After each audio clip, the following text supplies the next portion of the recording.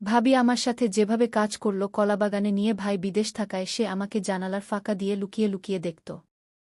গল্পটি সম্পূর্ণ শুনলে আপনার পাইপ দিয়ে পানি চলে আসবে, তাই হাতের কাজ করার আগে হাতের কাছে টিস্যু রাখবেন। শীতের এক সন্ধ্যায় ঘরটায় অদ্ভুত নিস্তব্ধতা। কাজল শাওয়ার নিয়ে বিছানায় এসে বসল।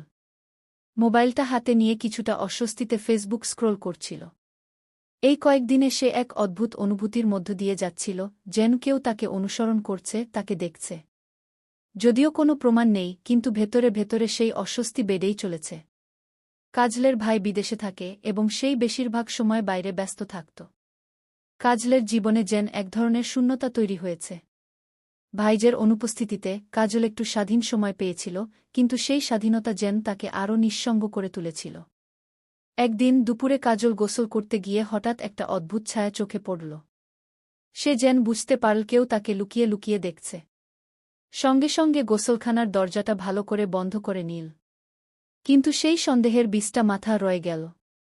গোসল শেষ করে সে মোবাইল হাতে নিয়ে নিজের ঘরে চলে আসে। অজানা কারণে আজ তার মনে খুব অস্বস্তি। মোবাইলটা নিয়ে সে আগের রেকর্ড করা কিছু ভিডিও দেখতে শুরু করল। সেই ভিডিওগুলো ছিল তার নিজস্ব, কিন্তু কোনো কারণে সেগুলো দেখতে গিয়ে তার মনে হলো যেন এই ভিডিওগুলো আরও কারও চোখে পড়েছে। কোনোভাবে এসব ভিডিও অন্য কেউ দেখতে পেয়েছে কিনা, এই চিন্তা তাকে কুডে কুডে খেতে লাগল। হঠাৎ ঘরের জানালা দিয়ে একটা শব্দ ভেসে আসে। কাজল ধীরে ধীরে জানালার দিকে তাকাল। সে কিছু দেখতে পেল না, কিন্তু মনের ভেতর সন্দেহের দোলাচল। আবার ভিডিওতে ফিরে গেল। সে নিজের কিছু ব্যক্তিগত মুহূর্ত দেখে শিউরে উঠল। এমন সময় সে একটা অদ্ভুত আওয়াজ করে ফেলে, যেন কিছু খুঁজছে। হাতে মোবাইলটা নিয়ে ভিডিও চালাচ্ছে আর তার হাত দিয়ে কিছু একটা করছিল। ঠিক সেই মুহূর্তে জানালার পাশ দিয়ে এক ছায়া যেন সরতে দেখল। কাজল বুঝতে পারল তার ভাবি জানালা দিয়ে সব দেখছে। কিন্তু কেন? কিভাবে? তার মনের মধ্যে হাজার প্রশ্ন ঘুরপাক খেতে লাগল। কাজল এক মুহূর্তের জন্য স্থির দাঁড়িয়ে রইল। তার হৃৎপিণ্ডের স্পন্দন যেন কানে শুনতে পাচ্ছে।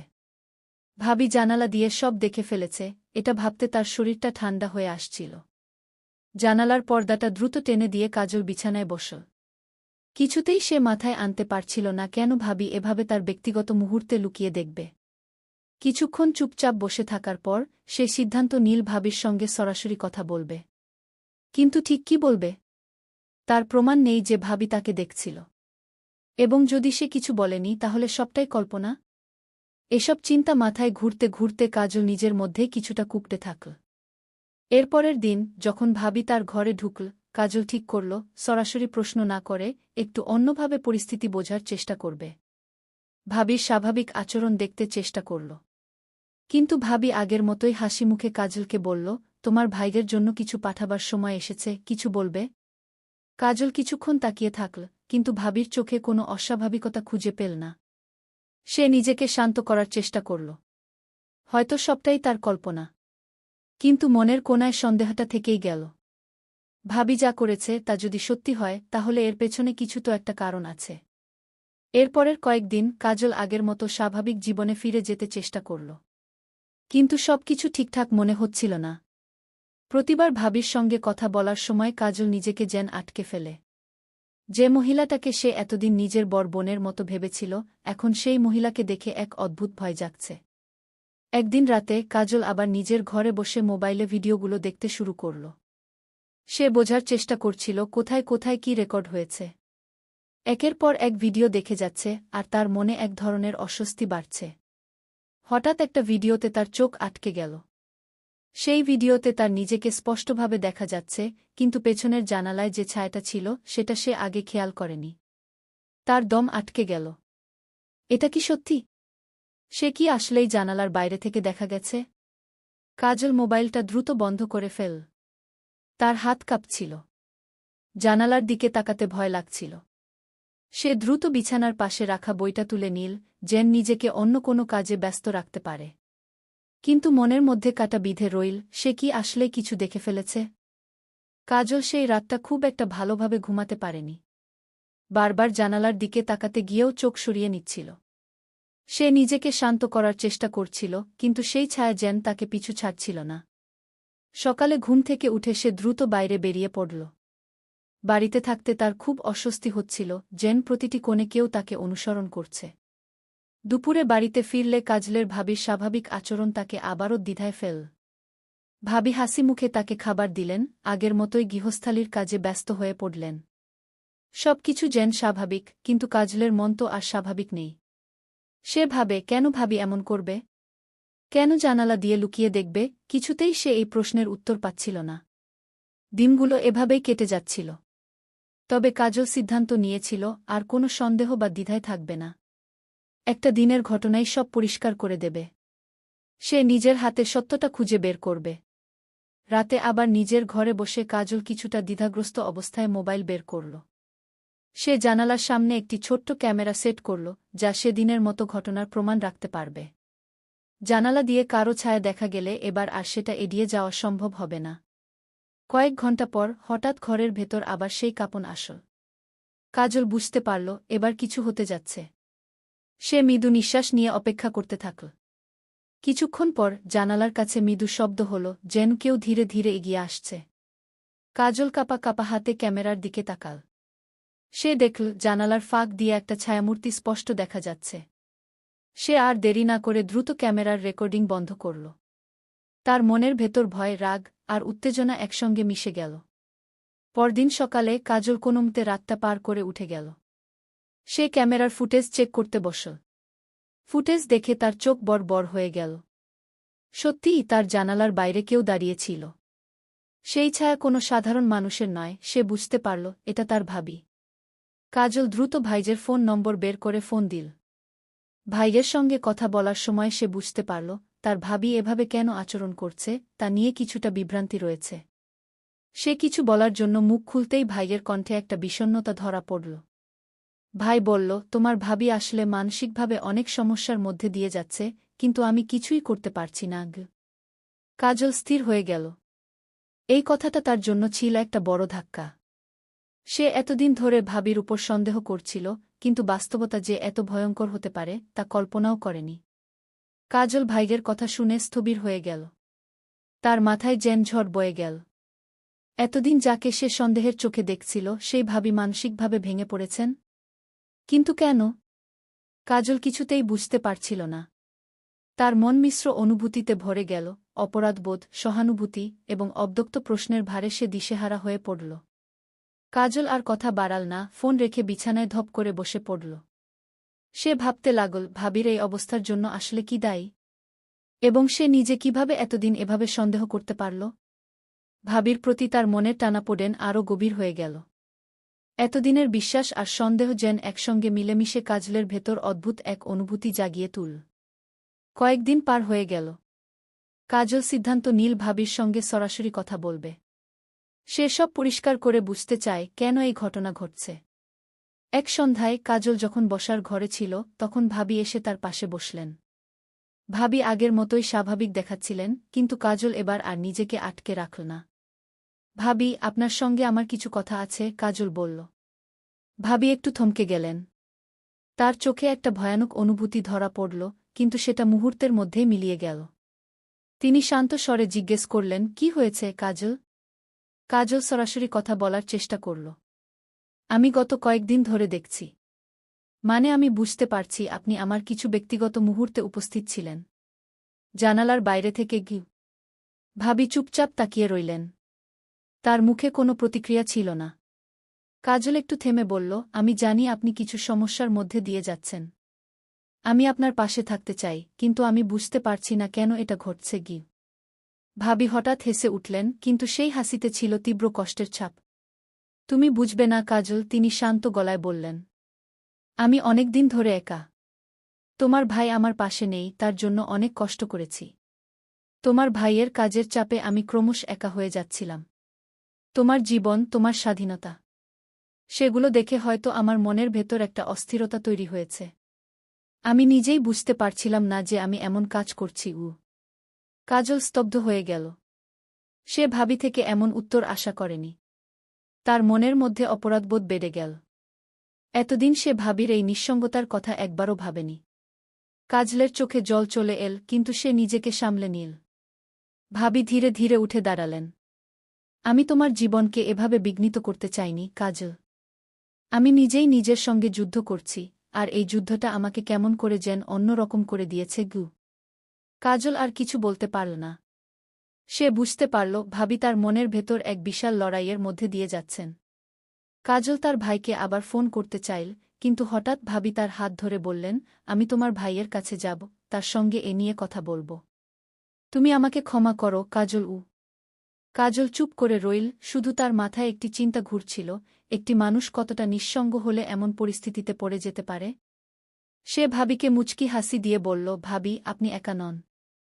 আমরা আছি আপনার পাশে। আপনি ভাইয়ের সঙ্গে কথা বলুন, সব ঠিক হয়ে যাবে গু। ভাবির কাছ থেকে সেই কথাগুলো শোনার পর কাজল নিজেকে কিছুটা শান্ত করতে পেরেছিল। ভাবি তার ভাইয়ের সঙ্গে কথা বলার সিদ্ধান্ত নিয়েছেন, এটা যেন এক ধরনের স্বস্তি নিয়ে এলো। কিন্তু তার মনের ভেতর কোথাও যেন কিছু একটা অসম্পূর্ণ থেকে গেল। সবকিছু কি এতটাই সহজভাবে মিটে যাবে? কয়েকদিন কেটে গেছে। কাজল লক্ষ্য করছিল ভাবির সঙ্গে তেমন কথা বলার সুযোগ হচ্ছিল না। ভাবি আগের মতোই স্বাভাবিক আচরণ করলেও যেন কোথায় একটা দূরত্ব তৈরি হয়েছে। একদিন কাজল বাসায় ফিরতে গিয়ে লক্ষ্য করল ভাবির ঘর থেকে কিছু মৃদু কথোপকথনের শব্দ ভেসে আসছে। সে একটু অবাক হয়ে ধীরে ধীরে ঘরের দিকে এগোল। কান পাততেই কাজল বুঝতে পারল ভাবি ফোনে কারো সঙ্গে কথা বলছেন। স্বাভাবিক কথা নয়, বরং কথার ভঙ্গিতে এক ধরনের আক্রমণাত্মক রাগ মিশ্রিত। কাজল ভালো করে শুনতে পারল না ঠিক কী বলা হচ্ছে, কিন্তু সেই রাগী স্বর আর কিছুটা অস্বাভাবিক শব্দ তার মনকে আরও তাড়িত করল। মনে হচ্ছিল এই কথোপকথনে কোথাও একটা রহস্য লুকিয়ে আছে। কার সঙ্গে এমন রাগ নিয়ে ভাবি কথা বলছেন? এবং কেন? কাজল একটু দূরেই অপেক্ষা করতে লাগল। কিছুক্ষণ পর ভাবি দরজা খুলে বের হলেন। তিনি কাজলকে দেখতেই এক মুহূর্ত থেমে গেলেন। মুখে এক অদ্ভুত হাসি এঁটে বললেন, তুমি ফিরেছ কাজল? আমি তো ভেবেছিলাম তুমি আজ অনেক দেরি করবে গু। কাজল তার মুখের হাসির মধ্যে এক ধরনের অস্বস্তি টের পেল। ভাবি যেন তাকে কিছু লুকিয়ে রাখছেন, কিন্তু সেটা কি? কাজল ধীরে ধীরে বলল, ভাবি, আপনি ঠিক আছেন তো? ভাবি একটু চমকে গিয়ে দ্রুত জবাব দিলেন, হ্যাঁ, আমি একদম ঠিক আছি। কিছু ব্যাপার নিয়ে কথা বলছিলাম। কথাটা বলেই ভাবি তাড়াতাড়ি ঘর থেকে বের হয়ে চলে গেলেন। কাজল কিছুক্ষণ সেই ঘরের সামনে স্থির দাঁড়িয়ে রইল। হঠাৎ তার চোখ পড়ল একটা কাগজের টুকরোতে, যা ভাবির ঘরের দরজার পাশে পড়েছিল। সে ধীরে ধীরে কাগজটা তুলে দেখল, সেটা ছিল একটা লিন চুক্তির কাগজ। কাগজের নিচে একটা নাম লেখা ছিল, রিফাত। এই নামটা দেখে কাজলের শরীরে শিহরণ বয়ে গেল। রিফাত তো তার ভাবির কোনো আত্মীয় বা পরিচিত নয়। তবে কে এই রিফাত? তার সঙ্গে ভাবির এমন কি সম্পর্ক, যা নিয়ে এমন উত্তেজিত অবস্থায় ভাবি কথা বলছিলেন? কাজল নিজের মাথায় নানা প্রশ্ন নিয়ে কাগজটা যত্ন করে নিজের ঘরে রেখে দিল। সে এই ব্যাপারটা বুঝতে চাইল, কিন্তু সরাসরি ভাবিকে প্রশ্ন করার সাহস পেল না। তার মনের ভেতর সন্দেহ আরও গভীর হয়ে উঠল। ভাবির জীবনে এমন কারও অস্তিত্ব রয়েছে যার কথা এতদিন সে জানত না। এরপরের কয়েকদিন কাজল খুব সচেতনভাবে ভাবির উপর নজর রাখতে শুরু করল। সে লক্ষ্য করল ভাবি আগের মতোই স্বাভাবিক, কিন্তু তার চোখে মুখে যেন কিছুটা অস্থিরতা এবং এক ধরনের আতঙ্ক মিশে আছে। ভাবি যখন বাইরে যাচ্ছেন, তখন কাজল চুপচাপ দূর থেকে দেখছে কোথায় যাচ্ছেন, কার সঙ্গে কথা বলছেন। একদিন কাজল দেখল ভাবি লুকিয়ে লুকিয়ে মোবাইলের মাধ্যমে কারো সঙ্গে গভীর কথাবার্তা বলছেন। এটা দেখে কাজলের মনের অস্থিরতা আরও বেড়ে গেল। সে বুঝতে পারল তার ভাবির জীবনে একটা অন্ধকার অধ্যায় রয়েছে, যার সঙ্গে সে আগে কোনোদিন পরিচিত হয়নি। এদিকে সেই লিন চুক্তির কাগজটা হাতে নিয়ে সে আরও কিছু তদন্ত করার সিদ্ধান্ত নিল। কাগজে লেখা নম্বরগুলো অনুসরণ করে সে জানতে পারল রিফাত নামে একজন লোক তাদের শহরের কোনো এক স্থানীয় ব্যবসায়ীর সঙ্গে যুক্ত, এবং সে কিছু কালো কাজের সঙ্গে জড়িত। এটা শুনে কাজল বুঝতে পারল এই ব্যক্তি কোনো সাধারণ মানুষ নয়, এবং ভাবি হয়তো খুব বড় বিপদের মধ্যে পড়েছেন। কাজল বুঝতে পারল কিছু একটা গুরুতর ভুল হচ্ছে। রিফাত, লিন চুক্তি এবং ভাবির অদ্ভুত আচরণ, সবকিছু একসঙ্গে মিলে যেন অজানা এক বিপদের ইঙ্গিত দিচ্ছিল। সে আরও গভীরভাবে ভাবতে লাগল, কিন্তু সরাসরি কিছু না বলে আরও কিছুদিন ভাবির প্রতিটি পদক্ষেপ খেয়াল করতে শুরু করল। একদিন সকালে কাজল দেখতে পেল ভাবি গোপনে কোথাও যাওয়ার জন্য তৈরি হচ্ছেন। তার চোখে মুখে এক ধরনের চাপা আতঙ্ক আর তাড়াহুড়ো স্পষ্ট দেখা যাচ্ছিল। কাজল কিছু না বলে দূর থেকে তার গতিবিধি লক্ষ্য করল। ভাবি বাইরে যাওয়ার জন্য প্রস্তুতি নিচ্ছিলেন এবং বেশ কয়েকবার মোবাইল চেক করছিলেন। কাজল দ্রুত সিদ্ধান্ত নিল আজকে ভাবির পিছু নেবে। সে বুঝতে পারছিল আজ কিছু একটা ঘটতে যাচ্ছে এবং সেটা জানার জন্যই সে প্রস্তুত ছিল। ভাবি যখন বাড়ি থেকে বেরিয়ে পড়লেন, কাজল দূর থেকে তার পিছু নিতে শুরু করল। ভাবি একটা ট্যাক্সিতে উঠলেন আর কাজল আরেকটা রিকশা নিয়ে পেছনে চল। তারা শহরের এক নির্জন এলাকায় পৌঁছাল। কাজল দেখল ভাবি একটা ছোট রেস্টুরেন্টের পাশে দাঁড়িয়ে অপেক্ষা করছেন। কয়েক মিনিট পর একজন লম্বা, চাপাকডনের পুরুষ তার কাছে এসে দাঁড়াল। কাজল আরেকটু কাছে গিয়ে তাদের কথোপকথন শুনতে চাইল, কিন্তু দূর থেকে শুধু কয়েকটা শব্দ শুনতে পেল, টাকাগু আর বিপদ। কাজল বুঝতে পারল পরিস্থিতি আরও জটিল হচ্ছে। পুরুষটি, যে সম্ভবত রিফাত, ভাবির সঙ্গে গোপনে কিছু একটা নিয়ে কথা বলছিল। তার ভঙ্গিতে একটা হুমকির সুর ছিল। কাজল বুঝতে পারল এ লোক বিপজ্জনক। সে খুব সতর্ক হয়ে আরও কিছুক্ষণ পেছন থেকে শুনতে লাগল। একসময় ভাবি কিছু টাকা বের করে রিফাতের হাতে তুলে দিলেন। এই মুহূর্তে কাজল বুঝল বিষয়টা শুধু মানসিক সমস্যা নয়, এর পেছনে একটা বড় রহস্য লুকিয়ে আছে। ভাবি সম্ভবত রিফাতের ফাঁদে পা দিয়েছেন এবং তিনি কোনো না কোনোভাবে রিফাতের কাছে বাধ্য হয়ে পড়েছেন। কিন্তু কী কারণে? টাকা দেওয়ার পেছনের গল্পটা কি? কাজল দ্রুত একটি ছবি তুলে নীল রিফাতের, ভাবির এবং টাকার লেনদেনের। সে জানত এসব প্রমাণ এখন খুব কাজে আসবে। সে আর চুপ করে বসে থাকতে পারবে না। ভাইকে জানানো ছাড়া আর কোনো উপায় নেই। সেদিন রাতে কাজল তার ভাইকে ফোন দিল। সে সরাসরি সব কথা খুলে বলল, ভাবির গোপন মিটিং, রিফাতের সঙ্গে তার সম্পর্ক এবং টাকার লেনদেনের ঘটনাটা। ভাই শুনে হতবাক হয়ে গেল। তার কণ্ঠে বিষণ্ণতা আর উদ্বেগ একসঙ্গে ধরা পড়ল। কাজল, আমি জানতাম না এটা এতটা গভীর হয়ে গেছে। ভাবি যে কোনো সমস্যার মধ্যে পড়েছে তা বোঝা যাচ্ছিল, কিন্তু রিফাতের মতো মানুষের সঙ্গে যুক্ত হয়ে পড়বে এটা ভাবিনি। আমি কিছু ব্যবস্থা নিচ্ছি, ভাই দৃঢ়ভাবে বলল। কাজল আরও জানাল যে রিফাতের সাথে ভাবির লেনদেনটি হয়তো শুধুই টাকার জন্য নয়, এর পেছনে আরও কিছু গুরুতর কারণ থাকতে পারে, যা ভাইকেও ভাবতে হবে। ভাই তাকে আশ্বাস দিল যে সে তাড়াতাড়ি দেশে ফিরে এসে এই বিষয়ে আরও তদন্ত করবে। পরদিন সকালে কাজল বুঝতে পারল যে সবকিছু এত সহজে মিটবে না। ভাবি এখনও অস্বাভাবিক আচরণ করছেন আর তার চোখের মধ্যে এক ধরনের গভীর আতঙ্ক ফুটে উঠছে। ভাবি কোনো না কোনোভাবে বিপদে আছেন, কিন্তু তিনি কারও কাছে মুখ খুলতে চাইছেন না। কাজল ঠিক করল এবার সে সরাসরি ভাবির কাছে যাবেন এবং সত্যটা বের করার চেষ্টা করবে। একদিন সকালে কাজল ভাবির সামনে বসে সব কিছু খোলাখুলি বলল। ভাবি, আমি সব জানি। রিফাতকে, আপনি কেন তার কাছে টাকা দিচ্ছেন এসব আমি দেখেছি। আপনি কেন এমন করছেন? আপনার সঙ্গে কি ঘটেছে? ভাবি চমকে উঠলেন। তার চোখে ভয়ের ছাপ আরও গভীর হয়ে উঠল। কয়েক মুহূর্ত নীরব থাকার পর ভাবি মৃদু স্বরে বললেন, তুমি জানো না কাজল, আমি অনেক বড় ভুল করেছি। আমি অনেক দিন ধরে রিফাতের ফাঁদে পড়েছি। সে আমার কিছু গোপন ব্যাপার জেনে গেছে আর আমাকে ব্ল্যাকমেইল করছে। আমি কিছুতেই বের হতে পারছি না এই পরিস্থিতি থেকে। কাজল শিউরে উঠল। তার সামনে দাঁড়িয়ে থাকা এই মহিলাটি এতদিন ধরে এমন ভয়ঙ্কর পরিস্থিতির মধ্য দিয়ে যাচ্ছেন আর তিনি কিছুই বুঝতে পারেননি। আপনি কেন আমাকে বলেননি? কেন ভাইকেও জানাননি? কাজল কাপা গলায় জিজ্ঞেস করল। ভাবি চোখের জল মুছতে মুছতে বললেন, আমি ভয় পেয়েছিলাম। রিফাত আমাকে এমন কিছু দিয়ে হুমকি দিচ্ছিল যা প্রকাশ হলে আমি তোমার ভাইয়ের সামনে মুখ দেখাতে পারব না। কাজল এবার বুঝল এই পরিস্থিতি তার চেয়ে অনেক বড়। ভাবির মানসিক চাপ, রিফাতের হুমকি এবং গোপন রহস্য, এখন সবকিছুই ভেঙে পড়ছে। গল্পের পরবর্তী পর্ব শুনতে চাইলে লাইক, কমেন্ট, সাবস্ক্রাইব করে